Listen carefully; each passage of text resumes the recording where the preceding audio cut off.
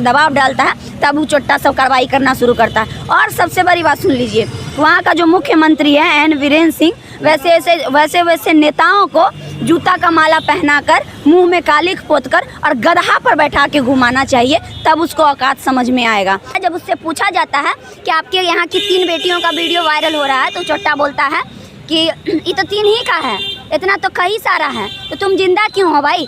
तुम मर जाओ ना चुल्लू भर पानी में डूब के। शर्म नहीं आ रहा है तुम जैसे लोगों को? शर्म है कि घोड़ के पी गए हो? यही बता दो। और एक बार जरा सोचो कि उस जगह पे तुम्हारी बेटी रहती तभी तुम यही कहते क्या कि अभी मेरी बेटी का हुआ है, मेरी पत्नी बाकी है। तो तुम्हारी पत्नी रहती तभी तुम वही कहते क्या कि अभी मेरी पत्नी का ही ना हुआ है जी, अभी तो मेरी माँ बाकी है, ये बोलते क्या?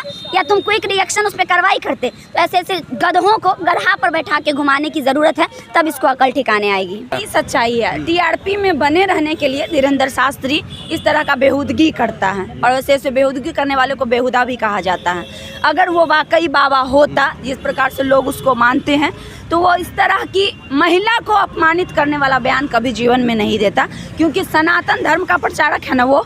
और हमारा सनातन धर्म ही कहता है कि महिलाओं का सम्मान करो, चाहे वो महिला हिंदू हो, चाहे वो महिला मुस्लिम हो, चाहे वो महिला सिख हो, डजंट मैटर महिला किसी भी धर्म से हो। बिहार में आके बोलते हैं कैसे हैं बिहार के पागलों, असल में वही पागल है। वो कहावत सुने, जो जैसा सोचे तैसा।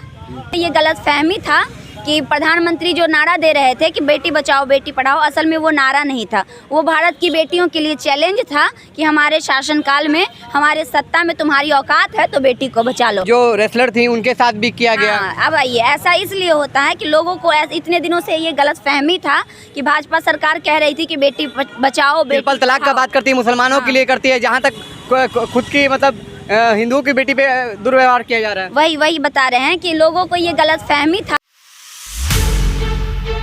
आरजेडी कार्यालय के पास, और यहाँ पे खुशबू रॉय जी हैं जो कि खुद ही एक रिपोर्टर हैं और वो चैनल पे काम करती हैं। और जिस तरह से मणिपुर की घटनाओं पर महिलाओं के साथ दुर्व्यवहार किया जा रहा है, अधलंग करके उनको घुमाया जा रहा है, उसके लेकर के हम बात करने के लिए हमारे साथ मौजूद हुई हैं। हम उनसे जानेंगे जिस तरह से महिलाओं के साथ दुर्व्यवहार किया जा रहा है, अधलंग उनको घुमाया जा रहा है।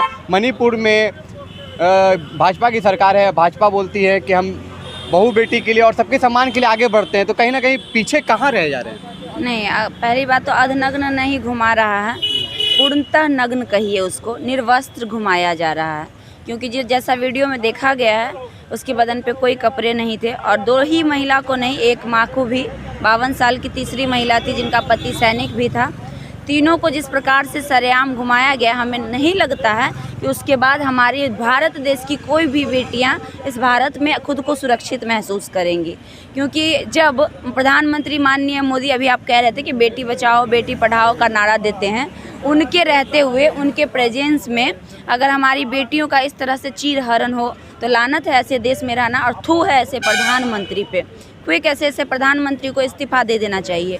इसलिए दे देना चाहिए क्योंकि हमें नहीं लगता है कि वो प्रधानमंत्री के लायक हैं। क्योंकि जब घर का मुखिया असक्षम हो जाए घर को संभालने के लिए, तो मुखिया को बदल दिया जाता है। क्योंकि जब मुखिया असक्षम हो जाता है, देखा जाए तो आज हमारे प्रधानमंत्री भी कहीं ना कहीं असक्षम दिख रहे हैं, हर जगह से असक्षम दिख रहे हैं। क्योंकि 77 दिन बीत गया था, तब जाके लोगों को पता चला, और तब जाके उनके मुंह से बोली फूटता है, और वो भी पूरे 8 मिनट के भाषण में महज 38 सेकेंड वो मणिपुर के लिए बोलते हैं।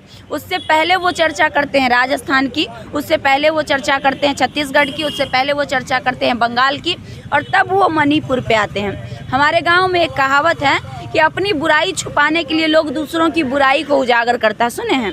जब कोई बच्चा बचपन में पढ़ के आता है, मार्कशीट लेके आता है अपने पिताजी के पास से, तो जब पिताजी उसको डांटते हैं कि रे चोट्टा तुम 3rd काहे लाया, तो बोलता है जानते हैं पापा, मेरा जो दोस्त था फलाना वो 4th लाया है। जानते हैं पापा, मेरा वो जो दोस्त था, वो जो मिला था उस दिन, वो 8th लाया है। वो कभी ये नहीं बोलता है कि हमारा जो एक दोस्त था जो 1st लाया है। मतलब कभी भी इंसान की अगर गलती उजागर होने लगे तो वो अपनी गलती को छुपाने के लिए दूसरों की गलती को एग्जाम्पल के स्वरूप देता है। तो कम से कम अच्छाई का एग्जाम्पल आप दीजिए ना। ऐसा तो नहीं है पूरा भारत का सब राज्य खराब ही है, बहुत सारे राज्य में बेटियों के लिए बहुत कुछ हुआ है।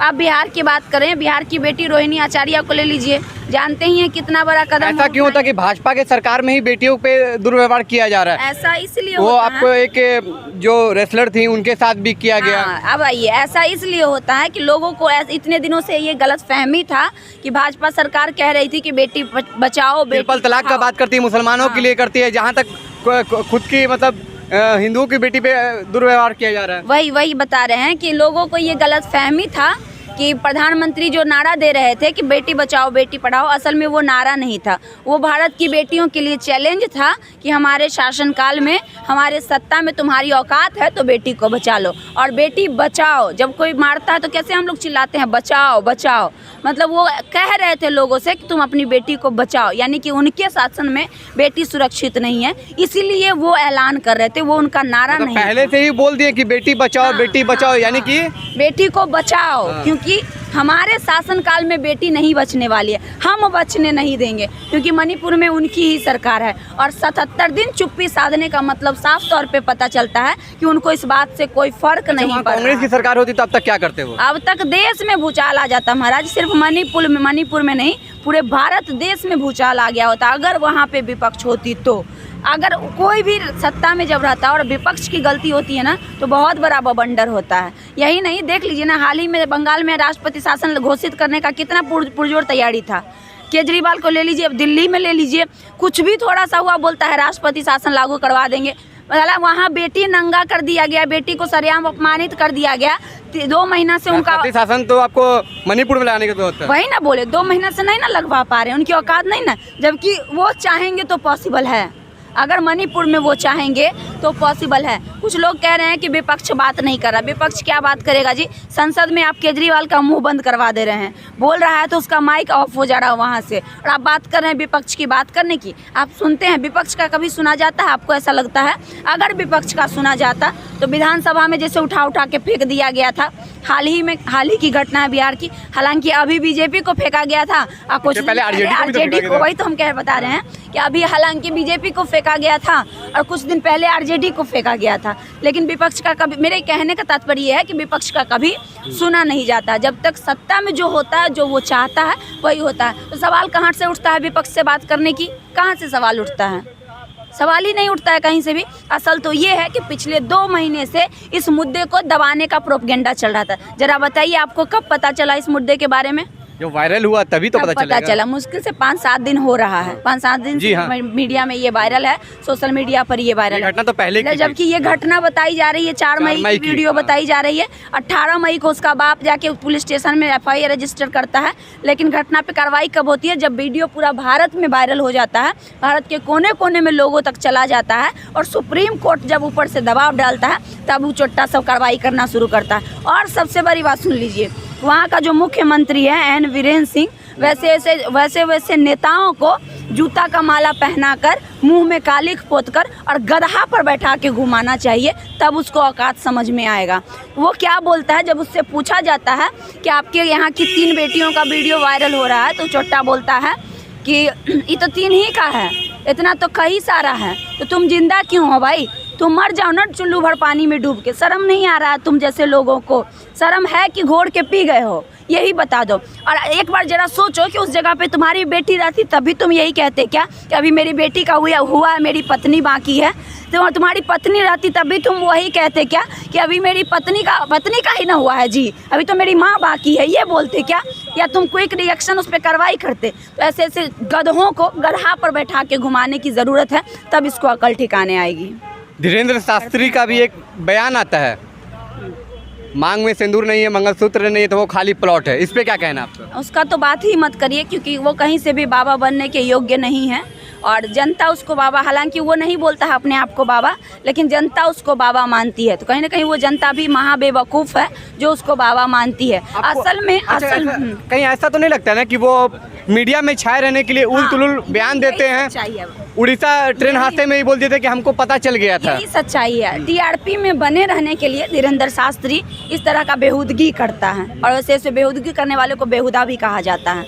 अगर वो वाकई बाबा होता, जिस प्रकार से लोग उसको मानते हैं, तो वो इस तरह की महिला को अपमानित करने वाला बयान कभी जीवन में नहीं देता, क्योंकि सनातन धर्म का प्रचारक है ना वो, और हमारा सनातन धर्म ही कहता है कि महिलाओं का सम्मान करो, चाहे वो महिला हिंदू हो, चाहे वो महिला मुस्लिम हो, चाहे वो महिला सिख हो, डजंट मैटर महिला किसी भी धर्म से हो, किसी भी जाति से हो, लेकिन हमारा एक सनातन धर्म ही ऐसा है जो महिलाओं को सर्वोपरि मानता है। कहा जाता है कि माँ के पैरों तले चारों धाम होता है, कहीं ना कहीं माँ को भगवान से भी ऊपर का दर्जा दिया गया, मतलब उसके पैर में चारों धाम है। समझिए माँ को कितना ऊपर हम लोग दर्जा देते हैं। और उसी माँ को महिला ही ना माँ का रूप है जी, दूसरा कोई तो नहीं है। उसी माँ को वो अपमानित करता है बड़ी सभा में, और वहाँ बैठे लोग ताली बजा रहे थे। जरा सोचिए उन लोगों की मानसिकता क्या होती है। वो तो बराबर देखते हैं कि वो सबको मतलब बोलता है, बिहार में आके बोलते हैं कैसे हैं बिहार के पागलों। असल में वही पागल है। एगो कहावत सुने, जो जैसा सोचे तैसा, वाला को ऐसा नहीं सोचता है। तो जो खुद पागल है उसको पूरा लोग पागल ही दिखेगा। सीधी सी बात है, एक लाइन में जवाब है।